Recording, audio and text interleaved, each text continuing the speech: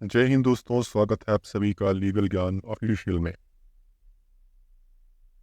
आज हम सीआरपीसी की धारा 154 के बारे में जानने वाले हैं। सीआरपीसी की धारा 154 में एफआईआर के बारे में जिक्र किया गया है।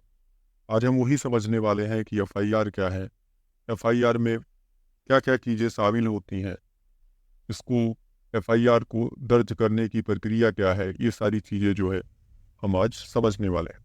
सबसे पहले तो हम देख लेते हैं एफआईआर क्या है। एफआईआर का पूरा नाम जो है वो फर्स्ट इंफॉर्मेशन रिपोर्ट होता है इंग्लिश में, और हिंदी में इसको प्रथम सूचना रिपोर्ट भी कहते हैं। एफआईआर किसी भी अपराध के संबंध में पुलिस के द्वारा दर्ज की गई पहली आपराधिक शिकायत होती है।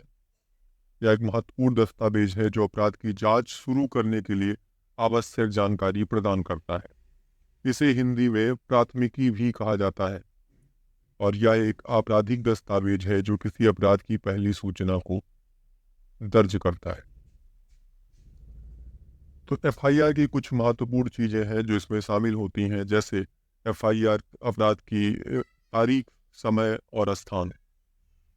साथ ही साथ इसमें अपराध के विवरण के बारे में दिया होता, अपराध का विवरण दिया होता है, अपराधियों का विवरण दिया होता है, शिकायतकर्ता का विवरण दिया होता है। यदि कोई गवाह है तो उसके बारे में जानकारी दी होती है, उसका विवरण दिया होता है। अब हम देखते हैं कि पुलिस स्टेशन में जाकर एफआईआर दर्ज करने की प्रक्रिया क्या है। देखिए, अभी तो ऑनलाइन प्रक्रिया भी आ गई है, एफआईआर को ऑनलाइन माध्यम से भी दर्ज कराया जाता है। लेकिन यदि आप ऑफलाइन माध्यम से एफआईआर दर्ज कराना चाहते हैं तो उसकी प्रक्रिया क्या है, यानी पुलिस स्टेशन में जाकर एफआईआर दर्ज कराने की प्रक्रिया क्या है। तो सबसे पहले आपको क्या करना है, आपको अपने नज़दीकी पुलिस स्टेशन पे जाना है और उन्हें स्थिति के बारे में जो कुछ भी आप जानते हैं उसको बताना है। आप या तो अधिकारी को स्थिति के बारे में मौखिक रूप से बता सकते हैं, उदाहरण के लिए क्या हुआ, आपने इसका पता कैसे लगाया, ये सारी चीज़ें। तीसरा पॉइंट है, यदि आप पुलिस को मौखिक रूप से बताते हैं तो ड्यूटी अधिकारी को इसे लिखना होगा और इसे सामान्य या दैनिक डायरी में दर्ज करना होगा। यदि आप लिखित शिकायत दर्ज करते हैं तो आपको 2 प्रतियां अपने साथ ले जानी होगी। मौखिक रूप से यदि आप बताते हैं तो वहाँ पर जो भी पुलिस अधिकारी हैं जो आपकी सूचना को लिख रहे हैं वो उसको लिखेंगे, दैनिक डायरी में दर्ज करेंगे, ये चीज़ें होंगी। यदि आप लिखित रूप से शिकायत दर्ज कराना चाहते हैं तो आपको अपने साथ 2 प्रतियां लिखित रूप में जो है ले जानी होगी। एक ड्यूटी अधिकारी को दिया जाएगा जबकि दूसरा आपको वापस कर दिया जाएगा।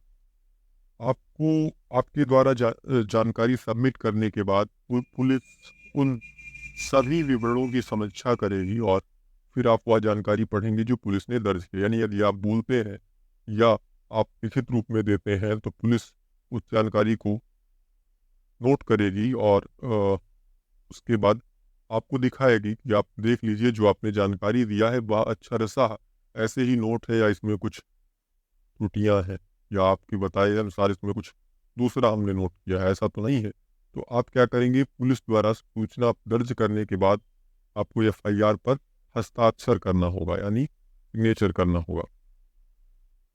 या जांचने के बाद रिपोर्ट पर हस्ताक्षर करें कि पुलिस द्वारा दर्ज की गई जानकारी आपके द्वारा प्रदान की गई जानकारी से मेल खाती है।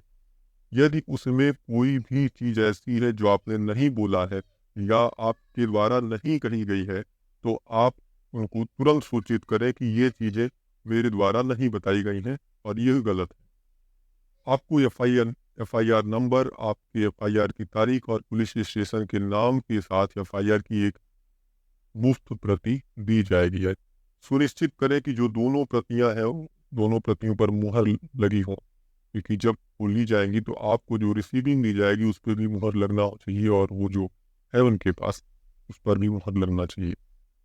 एफआईआर पर एक डीडी नंबर या दैनिक डायरी नंबर अंकित होता है। यह इस बात का प्रमाण है कि आपकी शिकायत प्राप्त हो गई है। तो ये प्रक्रिया है शिकायत दर्ज करने की ऑफलाइन माध्यम से। उम्मीद करता हूँ हमारे द्वारा दी गई जानकारी से आप संतुष्ट होंगे। यदि आपके कोई प्रश्न है तो आप कमेंट के माध्यम से पूछ सकते हैं। जय हिंद, जय भारत।